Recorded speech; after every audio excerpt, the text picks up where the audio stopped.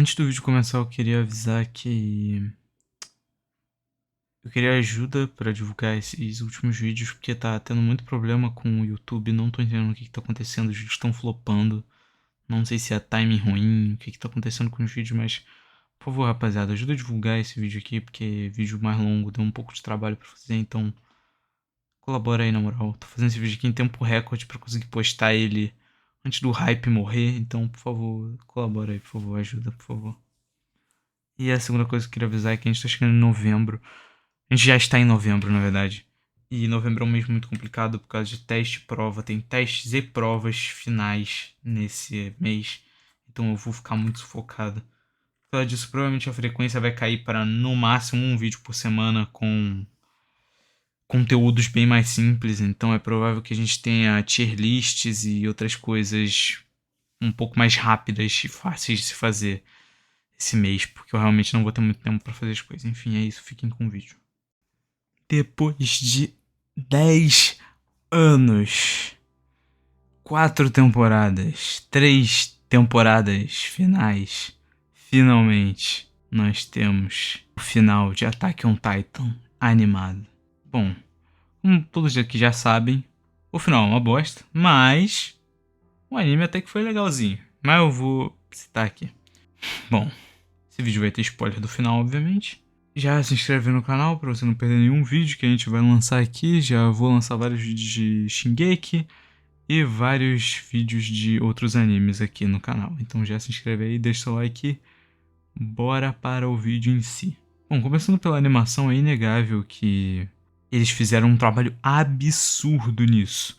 Obviamente, sempre lembrando aqui, gente, quando vocês forem elogiar uma animação, elogiem os animadores, não a Mappa, porque a Mappa tem muitos problemas, não sei se vocês sabem, muitos problemas com maus tratos aos animadores, então sempre elogie os animadores, e não o estúdio. E bom, eles fizeram um trabalho completamente absurdo, impecável nesse final. Como eu já disse em vários episódios, o último arco de Shingeki é uma... eu diria que é um bolo bonito com um gosto muito ruim. Definitivamente. Mas eu vou comentar mais da animação conforme a gente for passando. Bom, eu vou resumindo aqui o episódio, e enquanto eu vou resumindo, eu vou citando alguns pontos muito interessantes que a gente tem aqui sobre esse final, pra gente debater um pouco sobre eles, né?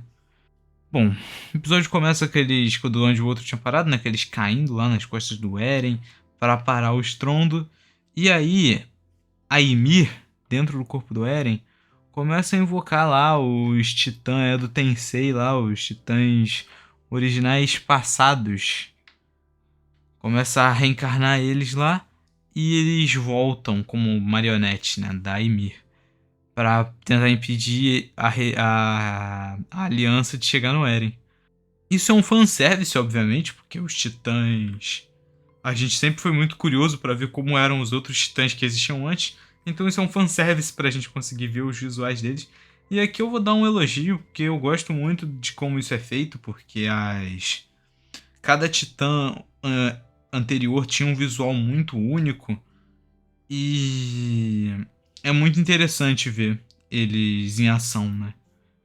Fora a aparição dos titãs que a gente já conhecia e que já estavam mortos, né? Como o Grisha, o Galliard ou o próprio Bertholdt.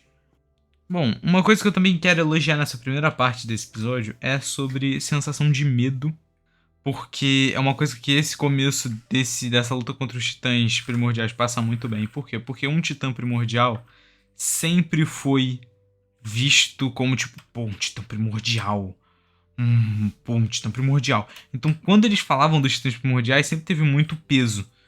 Então, a gente vê um monte de titã primordial não ia fazer sentido nenhum se eles vencessem facilmente. Eu gosto de como isso é feito. Tipo, não tinha como vencer, eles só apanharam mesmo. Faz muito sentido, é bem coerente com o que a obra já tinha passado pra gente. Bom, eles vão lá tentando fazer o possível. O Armin é sequestrado ali por um titã pra não explodir, né? E acabar com toda a treta. O Armin é sequestrado ali por um titã bestial, que é um Okapi. E aí, tipo, mó drama, eles vão lá, fazem o que dá. O Levi é ferido na perna, o Rainer quase morre, todo mundo quase morre. A Pique toma uma garfada lá do martelo de guerra. E aí chega o Falco voando assim pelos céus. Chural, voando. Muita gente implica com o Titã e com a asa do Falco porque não foi explicado. E vocês vão ver daqui a pouco que tem muita coisa nesse final que simplesmente não é explicada. Mas o Titã do Falco até que tem uma explicação se você souber um pouco. Se você tiver um pouco de conhecimento do universo. Né? Você sabe que os titãs.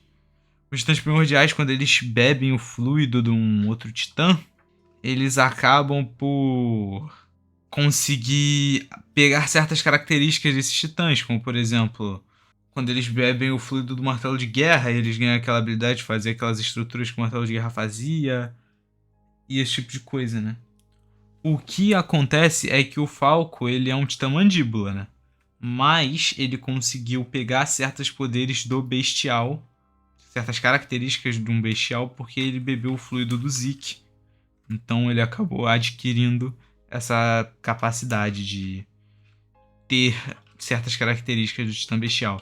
Qual é o meu problema com isso? Isso é um conceito muito importante. Literalmente, os próprios personagens falam isso. Se não fosse o Falco operar o milagre de criar asas ali, todo mundo ia morrer. Então, isso é um conceito muito importante, visto que é uma virada de chave fundamental para os personagens vencerem essa batalha. Não é algo que deveria ser suposto pelo público. Por mais que a gente tenha a explicação, como eu falei aqui, a gente tenha a explicação, é porque o público sabia essa explicação baseada em fatos que a obra já mostrou. Eu acho que isso deveria ter sido mostrado agora. Se, por exemplo, porque essa é a segunda transformação do Falco na obra. Se fosse pelo menos a terceira e a gente visse aos poucos o Falco desenvolvendo essas asas, e a gente viria, tipo, a Anne ou o Rainer, que eram quem tinha mais conhecimento de Titã, ou a própria Range também, que ela ainda estava viva, deles falarem, tipo, ah, então deve ser isso, ele deve estar bebendo, por ele ter bebido o fluido do bestial, ele está desenvolvendo esses poderes, mas isso não é explicado, não é nem um pouquinho explicado, não tocam no assunto, e a gente simplesmente quer aceitar que o Titã voa agora. Embora, como eu falei, tenha uma explicação bem coerente, ela é passada, ela literalmente não é passada, na verdade, pro público. Bom, depois da maluquice do Falco, eles resolvem se dividir em dois grupos para conseguir pegar o Armin. Um grupo vai pegar o Armin, o outro vai tentar explodir a nuca do Eren. Esse é o plano deles, né?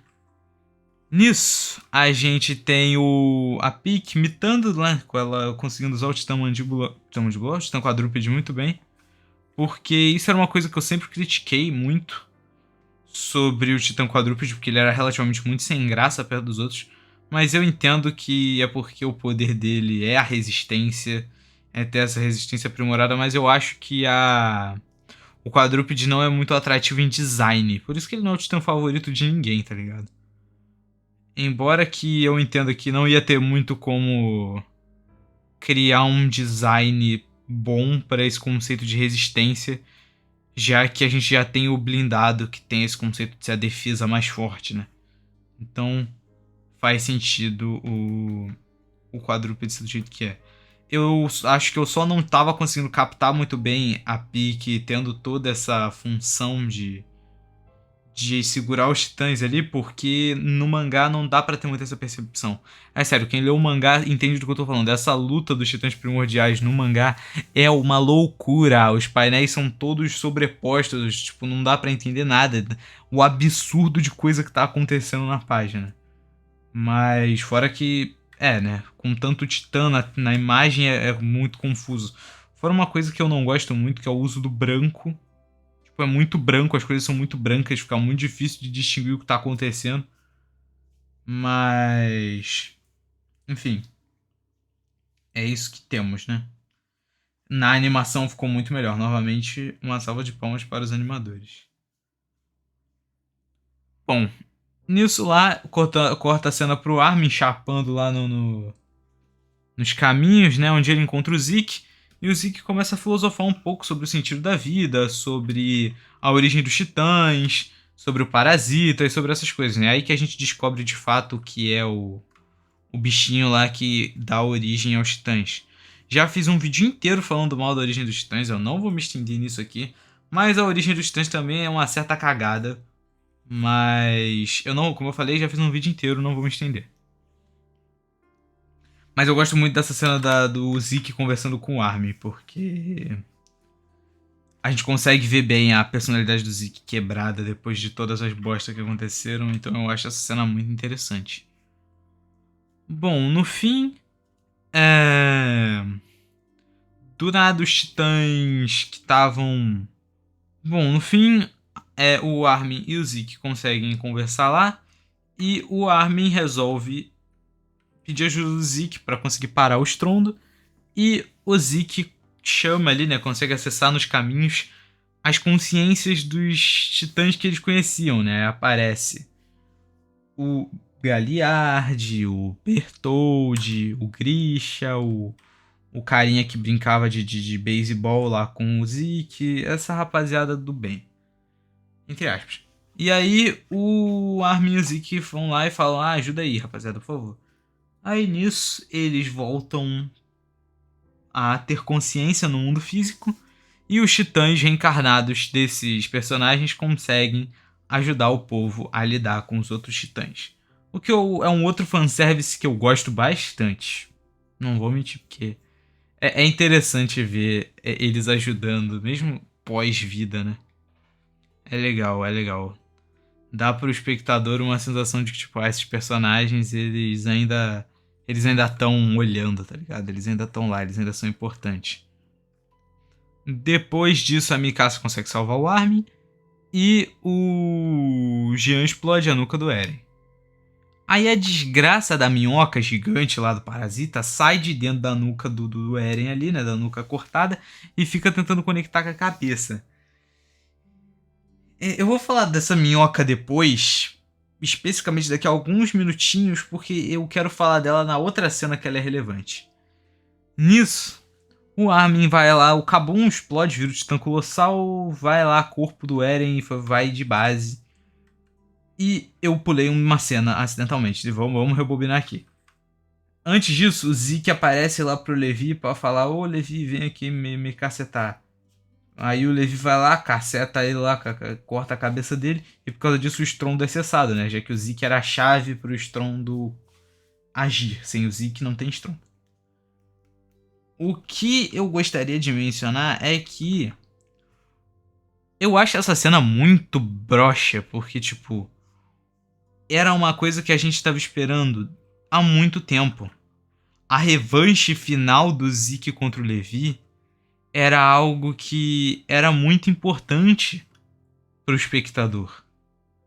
Você botar o Levi pra matar o Zeke desse jeito é trair a confiança do espectador, porque o espectador tava esperando que ia ter pelo menos um mísero combate ali entre eles. Eu entendo que não faria sentido ter um combate a essa altura do campeonato, porque o Zeke já não via um único motivo para estar vivo naquela situação. Mas isso é um problema do Isayama como roteiro. Por quê? Porque o Isayama resolveu fazer uma coisa que eu odeio muito, que foi meter 37 plot twists nesse arco final do nada.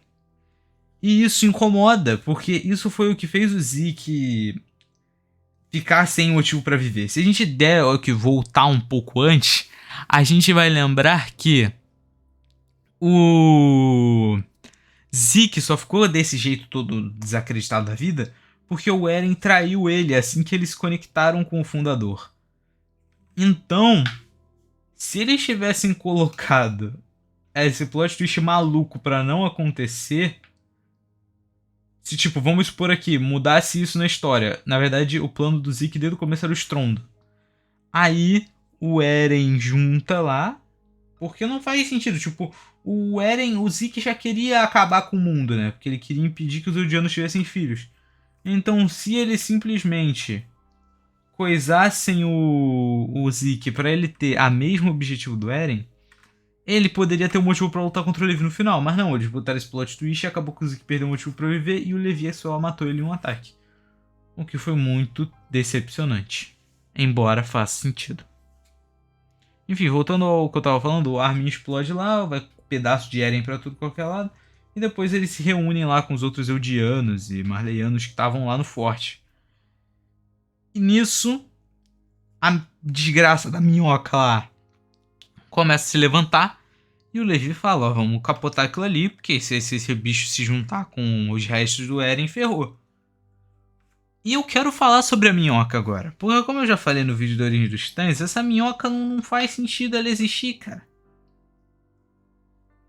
A gente nem sabe direito o que ela é. A gente só sabe que ela é tipo a forma de vida que originou todas as formas de vida. Mas aí é que tá. O Eren se levanta como titã colossal. E esse é o problema. Se a desgraça do parasita era a fonte do poder, por que o parasita não agiu sozinho? Ele nem é um parasita, aliás, porque a gente nem sabe o que é. Eu chamo ele de parasita para facilitar o entendimento. A gente sabe que ele é uma criatura que pode ser um parasita, porque ele consegue parasitar as pessoas. Mas ele também funciona como forma de vida individual. Então, como ele não pode usar os poderes dele? Isso é o problema principal do Titã Fundador. Nada sobre o Titã Fundador é explicado, e esse é um dos grandes problemas do final de Shingeki no Kyojin. Por quê? A existência do Titã Fundador como o ser mais forte do universo de Shingeki é dito desde a segunda temporada. É algo muito bem estabelecido dentro da obra que a pessoa que tiver o controle sobre o Titã Fundador vai conseguir controlar tudo. Mas eles nunca explicam de fato o que é esse poder que o Titã Fundador concede além do controle sobre os caminhos, que é sim algo que eles explicam. A gente nunca viu até onde o poder do Fundador vai. Mesmo quando o Eren, que era pra estar usando o poder do Fundador com força total, a gente não vê até onde a imensidão do poder dele vai, porque aparentemente dá pra fazer ainda mais coisa. Então é aí que tá. Essa falta de explicação sobre os poderes do Fundador acaba acarretando no Eren ter um domínio quase infinito e não tem o que eles fazerem, porque literalmente a imaginação do Isayama é o limite para onde o poder do Fundador vai, porque ele não explica nada. O que a gente tem nisso é que aparentemente o Fundador pode usar os poderes dos outros titãs, mas se o Fundador pode usar os poderes dos outros titãs, qual é o propósito de existirem os outros titãs? O poder do Fundador não era justamente a coordenada, o poder de controlar esses poderes? Por que ele não... Por que ele pode fazer isso? Por que o Eren pode ter um corpo de colossal se ele quiser? Não faz sentido. Deveria fazer, mas ele não explica nada. E esse é um ponto muito importante. Quando você apresenta um poder numa história e você envolve esse poder em diversos mistérios dentro da narrativa, o público que consome a sua história espera que você vá explicar como esse poder funciona. Quando a coordenada é apresentada lá na segunda temporada, o público espera que a coordenada seja explicada. Mas ela até é. Mas o poder do Fundador em si não. Então foi o que eu falei, acaba caindo nesse ponto de a imaginação ser o limite, porque a gente não faz a menor ideia da onde vai o poder da minhoca e do Fundador, né? Bom, o Rainer, a Pieck e a Anne vão lá segurar a minhoca, enquanto o Eren luta com o Armin, né? E a minhoca solta um gás que faz os Eldiano tudo que tá em volta virar titã. Eu tenho duas críticas com isso. Primeiro, como assim gás?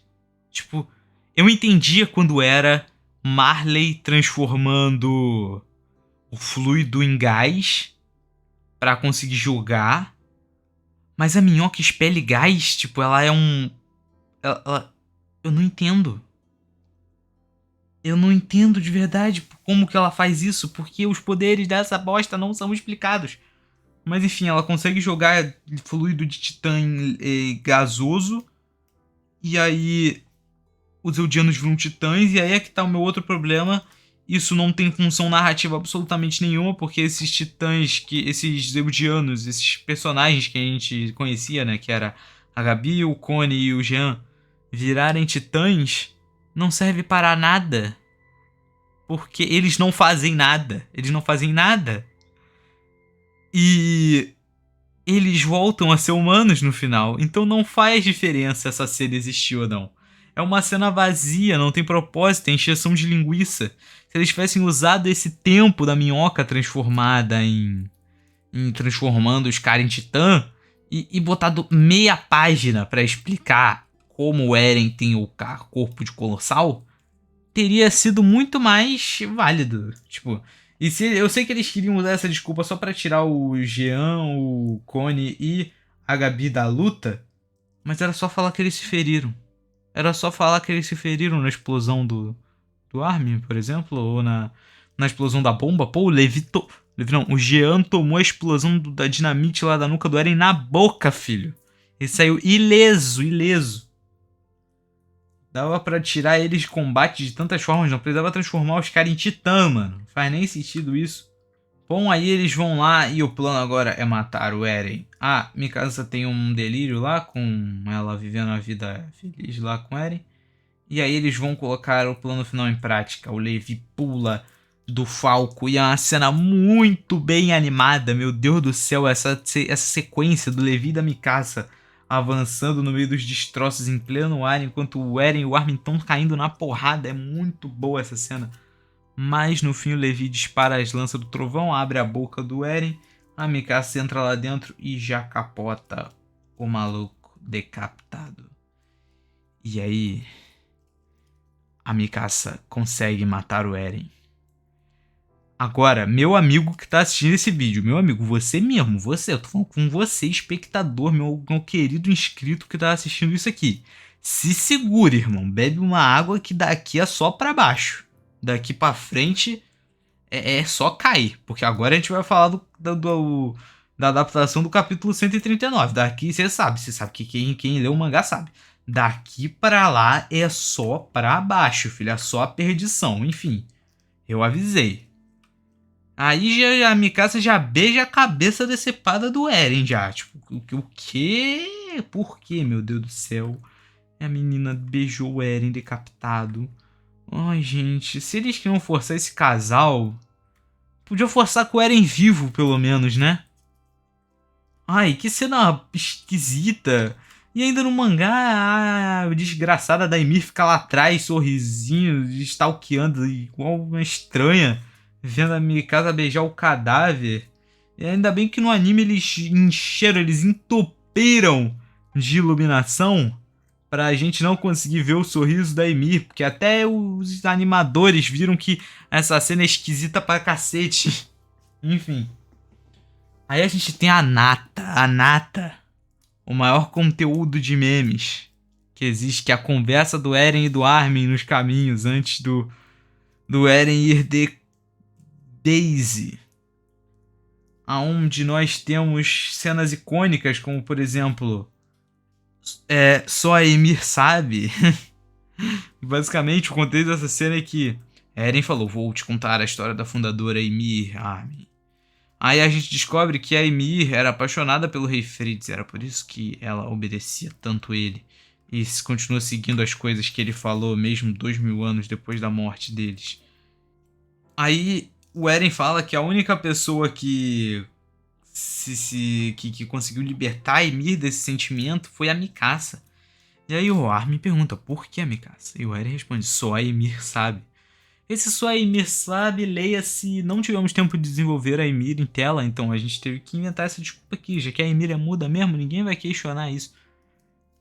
Enfim, aí a gente tem a passada de pano maluca pro Eren, mano. Que é esse final, mas antes disso eu quero só falar da cena do Eren chorando, porque é muito boa. É uma quebra de personagem completa do Eren, até então que estava sendo desenvolvido como um personagem super que ia matar todo mundo mesmo e é o certo a se fazer. Não, na verdade, ele estava fazendo tudo pelos amigos dele, gente, porque ele queria salvar os amigos dele. E tal, e tal, e tal, e tal. Mas você não tem... Cara... E tipo, ele cai no chão e chora, falando sobre como ele ama a Mikasa. E essa cena é uma bosta, porque tipo assim, o Eren não ama a Mikasa. O Eren não ama a Mikasa. O Eren cagou pra existência dela durante. É tipo assim, o mangá tem 139 capítulos. O Eren cagou pra existência dela por 138 capítulos. E tipo, é ridículo. É ridículo essa cena final, essa sequência final. É uma forçação de casal dessa reciprocidade que não tinha motivo pra existir. Não tinha nenhum motivo pra existir. Aí a gente tem a conversa lá deles dois, que o Eren vai falando que pisoteou 80% da humanidade. Eu gostaria de mencionar aqui que 80% da humanidade é muita coisa, tá? E lembrando que o Eren basicamente quebrou o ecossistema. Tipo, o Eren condenou o mundo. Tipo. Tá certo que a gente descobre que o mundo não foi condenado, mas assim... O Eren matou animal, matou planta, matou bebê, matou pessoa, matou mulher, matou homem, matou idoso, matou soldado, matou civil, matou todo mundo. Então, por que você passaria pano pra ele? E aí é que a gente tem a cena mais ridícula de todas, que é o Armin virando e falando: ai, mas você fez isso por nós. Obrigado, Eren. Obrigado. Mas passou pano, por quê? O próprio Eren fala que ele é um idiota e que se não fosse ele, a Sasha e a Hanji ainda estariam vivas. E digo mais, o Eren, por ele ter o poder da coordenada, por ele ser o Titã Fundador, ele poderia ter salvo muito mais pessoas. Muito mais.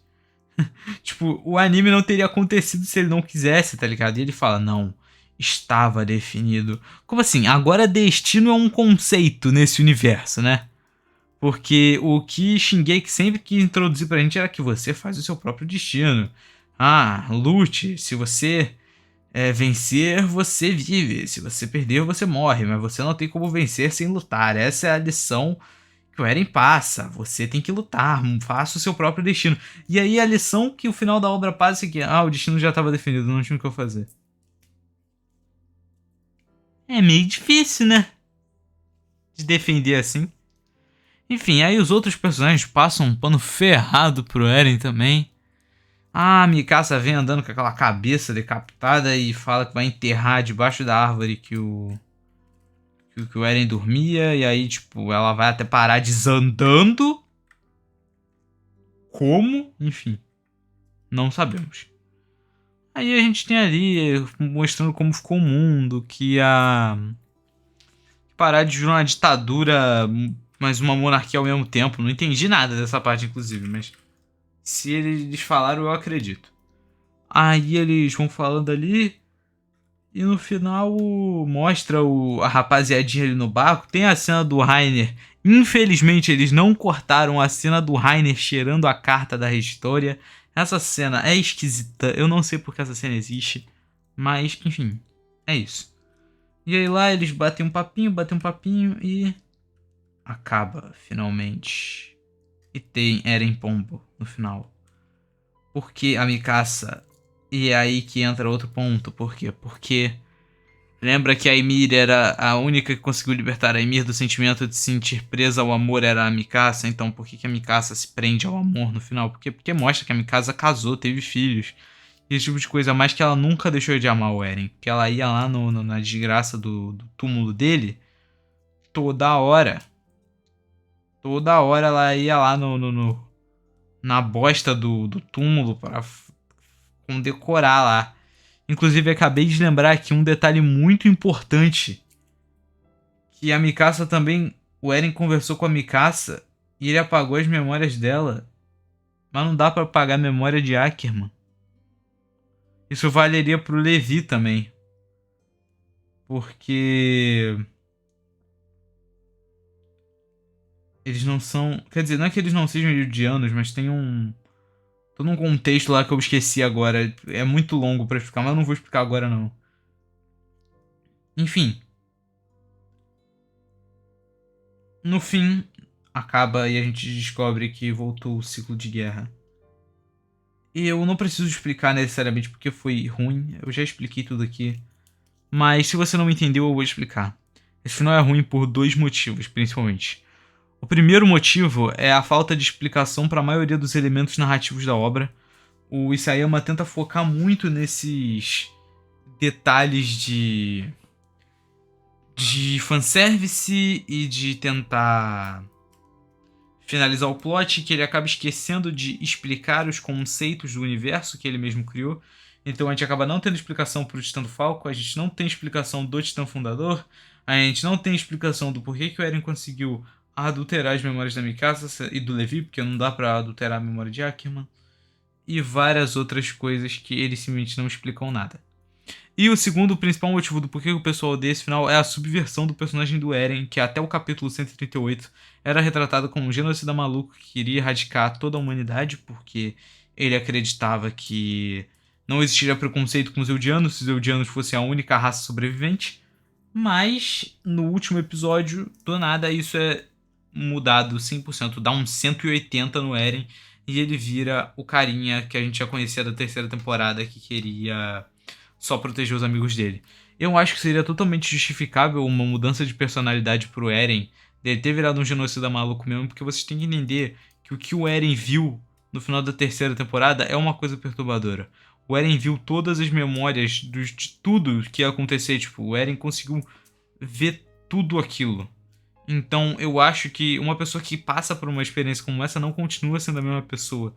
E é por isso que cai tanto nesse sentido dessa subversão de personalidade do Eren completamente repentina, dele chorando, dele dizer que ama a Mikasa, do e dele voltar a ser o mesmo cara abobalhado das 3 primeiras temporadas. Não faz sentido nenhum isso ter acontecido.